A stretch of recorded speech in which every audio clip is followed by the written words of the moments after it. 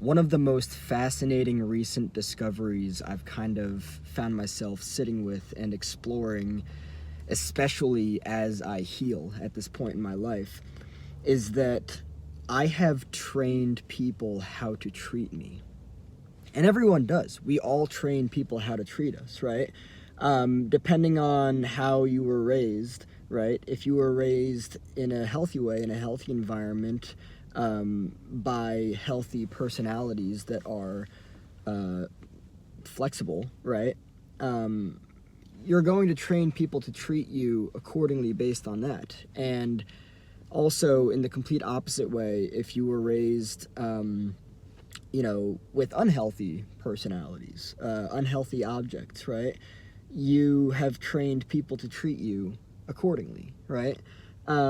It's so fascinating to me because at this point in my life, I'm realizing that I've allowed so much, psychological hardwiring in other people to treat me in a very specific way. And I've really been thinking about my own responsibility of kind of like undoing and reversing that, right? People will treat you two ways, I believe. And I'm not saying that these are the only two ways, but as of what I'm aware of right now, people will treat you how they feel about themselves. That's just the reality of it. And they will also treat you based on what you've allowed, what you've enabled. That's just the reality of it, right? And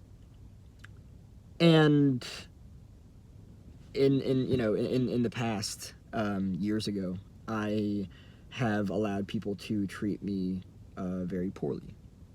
And I'm really doing what's necessary now to kind of like steer the Titanic away from the iceberg, right? And to just, prepare myself for whatever aftermath follows, right? Regardless of what it is. But the fact of the matter is that we learn how we're supposed to be treated, regardless of whether it's in a healthy environment or an unhealthy environment. And we train people to treat us accordingly, right? If a person learns a belief that they're worthless, right, and they don't deserve love, they don't deserve kindness, respect, safety, all of those elements, right, they're going to find people that reinforce their unworthiness, and they're going to just train them to treat them like crap, right? And another thing that I've really been sitting with lately that I think is very fascinating, I was having a conversation with somebody the other day. I'm not going to name any names, but I noticed that this person, I was exploring something that has kind of changed about me over the past year, that was very solid previously for years. I'm not going to say what it is, but what I am going to say is that the person said to me, "That's not like you," right? And it's fascinating because now I'm realizing that not only do we train people how to treat us, but we also train people how to see us in such a specific way that it kind of keeps us locked inside of a prison, right? Like, healthy people, healthy objects, they allow other people to be themselves, right? Why? Because they don't see them as an extension of themselves. They see them as a standalone, autonomous individual capable of making decisions for themselves, right?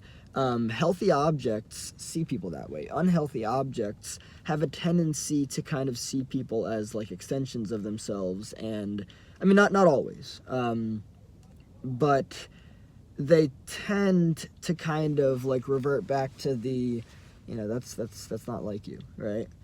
And I'm just so fascinated now because I'm really doing the work to kind of like, be like, oh shit, I've got to turn this Titanic away from the iceberg, right? And kind of, take back myself. I've really trained people how to treat me. I mean, everyone does, but in this sense, in a poor way.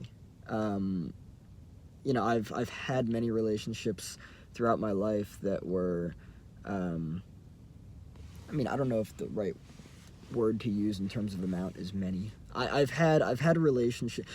Literally, like, I can't stress this enough. One relationship is enough, right?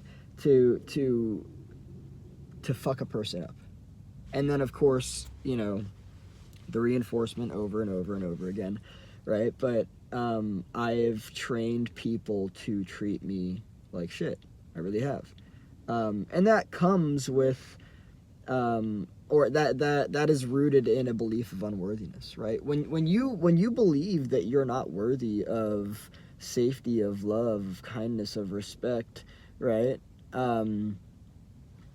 You obviously don't believe that you deserve that. And so you're not going to choose objects that reinforce worthiness, respect, kindness, love, safety.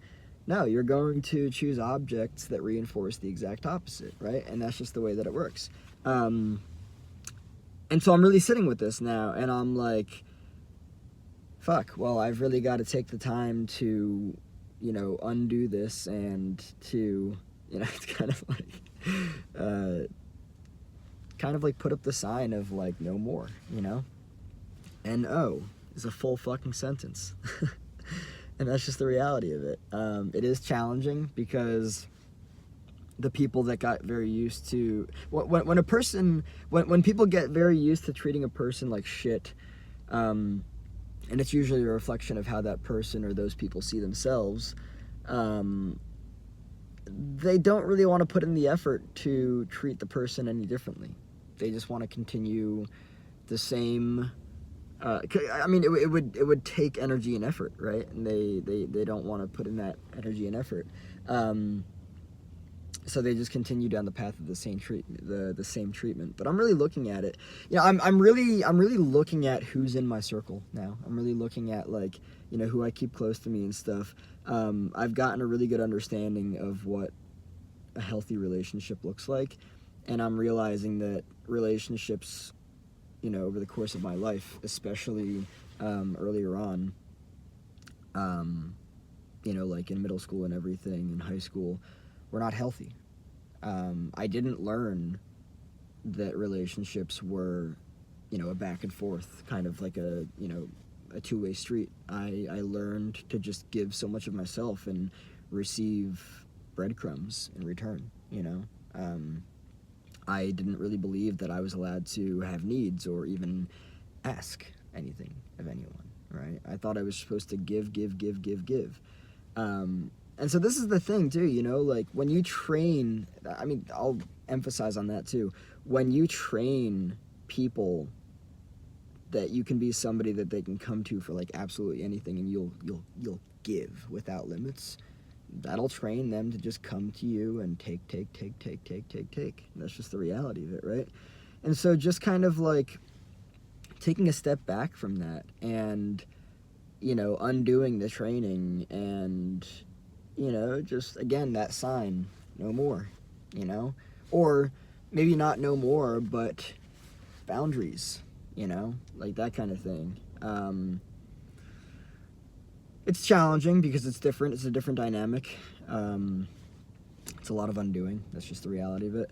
But I'm excited to see how the future kind of unfolds because, it's fascinating to see how it works. And just to end off real quick, in terms of healthy dynamic between two people, again, a healthy dynamic between two people is very much consisting of allowing the other person to be autonomous and to not like influence or interfere so much with their decision making, but just allowing them to be themselves and to doing what they want to do. Not really saying like, oh, that's not like you. No. Well, is it like you? Is that what you want? What do you want? Right? Rather than the person being like, I think you should do this, I think you should do that. That seems more like you. I think this, no. Back the fuck off. right? It kind of creates a prison that the person gets locked inside of, and then they end up doing less of what they actually want to and more of what other people want to. And this usually ends up becoming a dynamic of like enmeshment, right? And yeah, it's fucking crazy. I might make a part 2 on this. We'll see. But for now, yeah.